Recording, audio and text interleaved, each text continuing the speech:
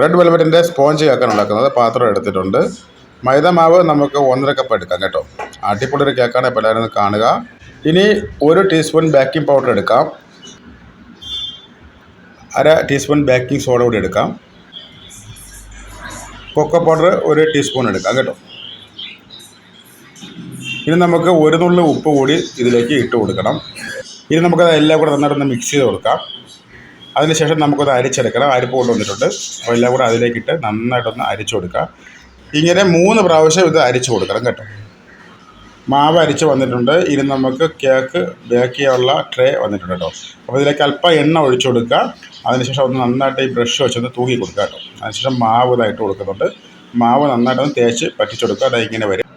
4 മുട്ട എടുക്കാം. അത് പൊട്ടിച്ചത് ആ പാത്രത്തിലേക്ക് ഇട്ട് കൊടുക്കാം. അതിനുശേഷം നമുക്കത് വാനില എസൻസ് 1 ടീസ്പൂൺ ഒഴിച്ചു കൊടുക്കാം. എന്നിട്ട് നന്നായിട്ടൊന്ന് ബീറ്റ് ചെയ്യാം കേട്ടോ. ബീറ്റിങ്ങിൻ്റെ അളവ് കാണിച്ചു തരാം കേട്ടോ. ഇനി നമുക്ക് പഞ്ചസാര എടുക്കാം 1/2 കപ്പ്. അത് 3 പ്രാവശ്യമായിട്ട് ഇട്ട് കൊടുത്തിട്ട് ബീറ്റ് ചെയ്യുക. അപ്പോൾ അത് ബീറ്റ് ചെയ്ത് റെഡിയായി വന്നിട്ടുണ്ട്. ഇതാണ് ഇതിൻ്റെ ശരിക്കുള്ള അളവ് കേട്ടോ. ഇനി നമുക്ക് 2 ടേബിൾ സ്പൂൺ ഓയിൽ എടുക്കാം. അതുപോലെ 1 ടീസ്പൂൺ വിനാഗിരി എടുക്കാം. അതുപോലെ റെഡ് കളർ എടുക്കാം. ഇനി നമുക്ക് ജസ്റ്റ് ഒന്ന് ബീറ്റ് ചെയ്ത് കൊടുക്കാം കേട്ടോ. അപ്പോൾ അത് ഇങ്ങനെ കളർ മാറി ഇതിലേക്ക് നന്നായിട്ട് പിടിക്കും. അപ്പോൾ അത് ഈ രീതിയിലേക്കായി മാറും കേട്ടോ. അപ്പോൾ ബീറ്റിംഗ് കഴിഞ്ഞു. ഇനി നമുക്ക് ഓവൻ സെറ്റപ്പാണ്. അത് വലിയൊരു പാത്രം എടുത്തിട്ടുണ്ട്. അതുപോലെ കുഞ്ഞൊരു സ്റ്റാൻഡായിട്ട് ഉപയോഗിക്കാൻ ഒരു ചെറിയൊരു അടപ്പ് ഉപയോഗിച്ചിട്ടുണ്ട്.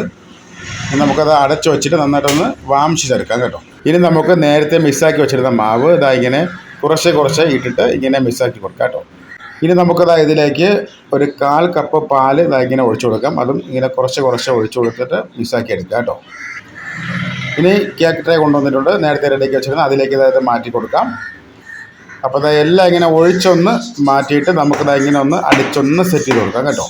ഇനി നമുക്ക് ഓവന് പകരം സെറ്റ് ചെയ്തേക്കുന്നത് ഈ പാത്രത്തിലേക്ക് നമുക്ക് ഇറക്കി വെച്ച് കൊടുക്കാം.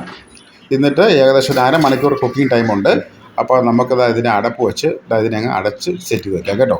ഓക്കെ ഫ്രണ്ട്സ്, അപ്പോൾ 1/2 മണിക്കൂർ കഴിയുമ്പോൾ നമ്മൾ കേക്ക് റെഡിയാണ്. അപ്പോൾ എല്ലാ ഫ്രണ്ട്സും സപ്പോർട്ട് ചെയ്യുക, സബ്സ്ക്രൈബ് ചെയ്യുക, തീർച്ചയായിട്ടും ബെൽ ബട്ടൺ എനേബിൾ ചെയ്യുക. ഇത് 1/2 മണിക്കൂർ കഴിഞ്ഞിട്ടുണ്ട്.